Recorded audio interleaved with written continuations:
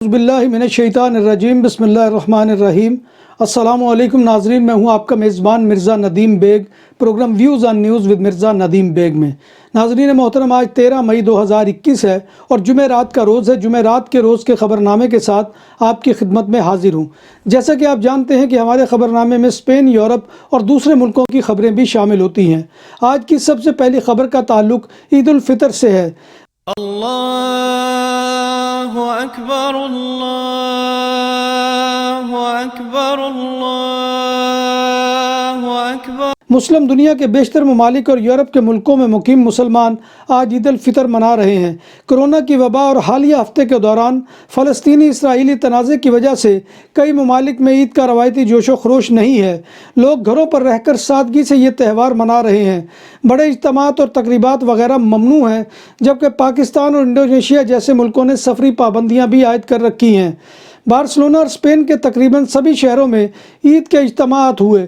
Corona SOPs کی وجہ سے عید کی نمازوں کے کئی سیشن ہوئے۔ اس موقع پر فلسطینی کشمیری مسلمانوں کی آزادی کے لیے دعائیں بھی کی گئیں اور کرونا وائرس سے نجات کی اللہ تبارک و تعالیٰ کے حضور التجا کی گئی۔ اسپین جون میں سفر کرنے والے افراد کو کووڈ سرٹیفکیٹ جاری کرنے کے لیے تیار ہے۔ اس بات کا اعلان اسپین کی وزارت ٹورزم نے کیا۔ وزارت نے کہا کہ ہم نے یورپی یونین پر زور دیا ہے کہ وہ اس اقدام کو جلد اپنائے تاکہ سیاحت کے پہیے کو گردش دی جا سکے اور یورپی ممالک کے شہری موسم گرما میں 27 ممالک کے بلاک میں آسانی سے سفر کر سکے۔ ہسپانوی وزیر ٹورزم ریز ماریو نے کہا ہے کہ وہ برطانوی مسافروں کے لیے PCR ٹیسٹ رپورٹ کے ضمن میں 20 مئی سے عائد پابندی کو ختم کرنے کا منصوبہ بنا رہے ہیں، کیونکہ برطانیہ میں انفیکشن کی شرح کم ہو رہی ہے اور یہ پابندی ایسے وقت میں ختم کی جا رہی ہے جب برطانیہ نے اسپین کو غیر محفوظ ممالک کی فہرست میں رکھا ہوا ہے۔ اسپین کے سول گارڈ نے داعش سے تعلق رکھنے کی بنیاد پر 3 افراد کو گرفتار کر لیا ہے۔ یہ 3 افراد مورسیا، سیوتا اور لا کورونا سے گرفتار کیے گئے۔ یہ گروہ جیل میں بند قیدیوں میں اسلامی انقلابی خیالات پھیلا رہا تھا اور داعش کے لیے بھرتی کر رہا تھا اور جیلوں میں کام کرتا تھا۔ گرفتار افراد میں سے 2 کو جیل سے اور 1 کو باہر سے گرفتار کیا گیا ہے۔ اسپین کی نیشنل پولیس نے 6 اٹالین کو گرفتار کیا ہے جو رولیکس گینگ کے ممبر ہیں، جو مہنگی گھڑیاں اور دیگر قیمتی سامان چوری کرنے میں ماہر ہیں۔ چند دن پہلے اس گینگ نے پالما دے مایورکا میں ایک جرمن ٹورسٹ سے اس کی گھڑی چھینی تھی جس کی مالیت 75,000 یورو تھی۔ اس گروہ کی چوریوں اور جھینا جھپٹی کی وجہ سے علاقہ میں آنے والے ٹورسٹ بے حد پریشان تھے۔ کاتالان علاقے بائیس ایکسیڈنٹل کے شہر سانت کوگات دل بائیس میں موٹر وے آپ سیتے پر ایک ٹریفک ایکسیڈنٹ میں ایک کار ڈرائیور اور اس کا ساتھی ہلاک ہو گیا۔ یہ ایکسیڈنٹ ایک وین اور کار کی ٹکر کے مابین ہوا تھا۔ حادثے کے نتیجے میں کار کا ڈرائیور تو موقع پر ہلاک ہو گیا اور اس کا ساتھی ہسپتال پہنچ کر دم توڑ گیا۔ وین میں سوار 2 افراد بھی معمولی زخمی ہوئے۔ یاد رہے کہ اس سال کاتالونیا کی شاہراہوں پر 36 افراد حادثات کی وجہ سے موت کی وادی میں اتر چکے ہیں۔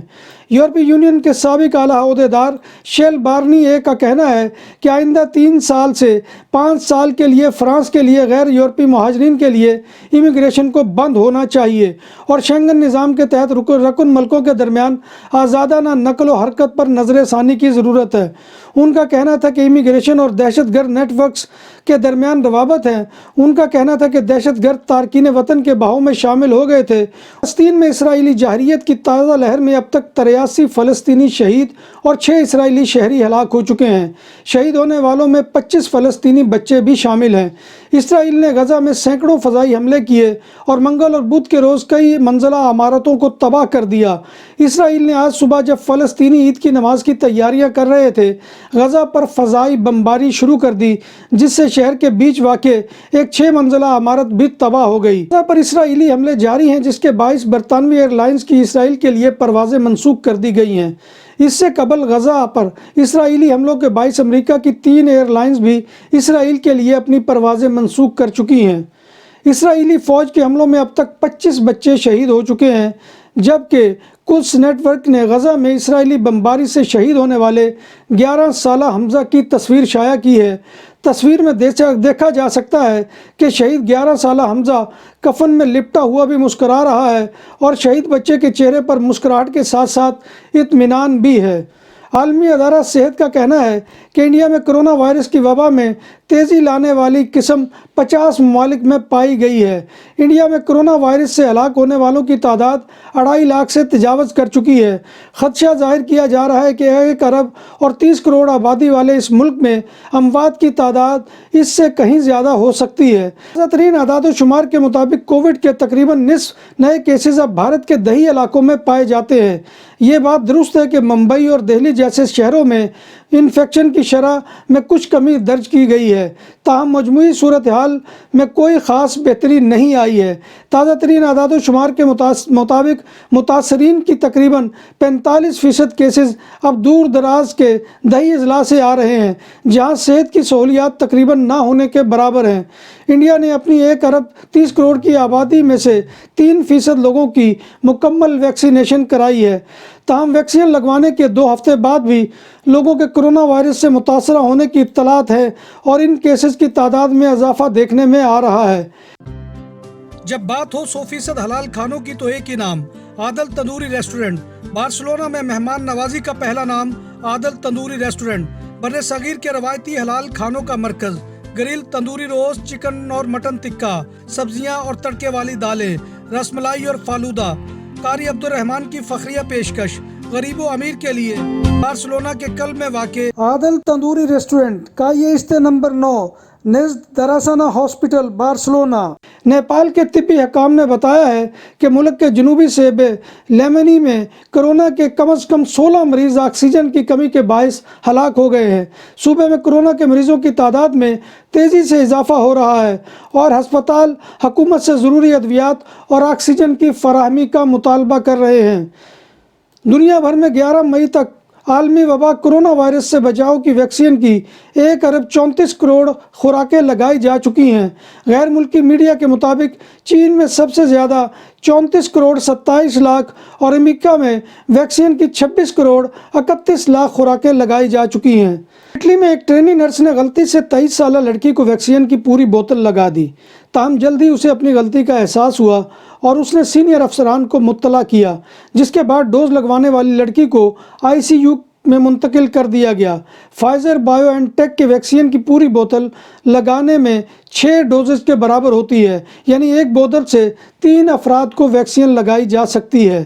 امریکہ میں کرونا وبا کے دوران اسکول چھوڑنے والے بچوں کی تعداد میں اضافہ ہو رہا ہے، اگرچہ ابھی تک ایسے اعداد و شمار موجود نہیں ہیں جن سے ان بچوں کی تعداد معلوم ہو سکے، لیکن اساتذہ کا کہنا ہے کہ ایسے بچوں کی تعداد میں مسلسل اضافہ ہو رہا ہے جو اپنی کلاسوں سے مسلسل غیر حاضر ہیں۔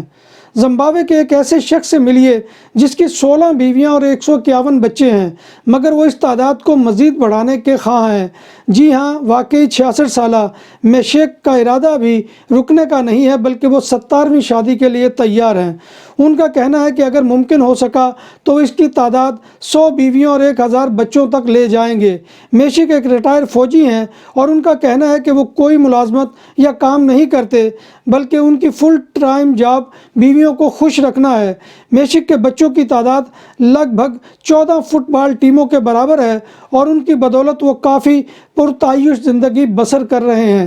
ناظرین محترم، میں خبر نامے کے اختتام پر اپنے تمام ویورز کو عید کی مبارکباد پیش کرتا ہوں اور دعا کرتا ہوں کہ اللہ تبارک و تعالی اس عید باسعید کے موقع پر ان تمام لوگوں کی عبادتیں اور ریاستیں قبول کرے جنہوں نے رمضان میں روزے رکھے اور مشقتیں کی، اور اللہ تبارک و تعالی فلسطین اور کشمیر کے مسلمانوں کے اوپر خاص طور پر رحم کرے جن کے اوپر اس وقت مظالم کے پہاڑ توڑے جا رہے ہیں۔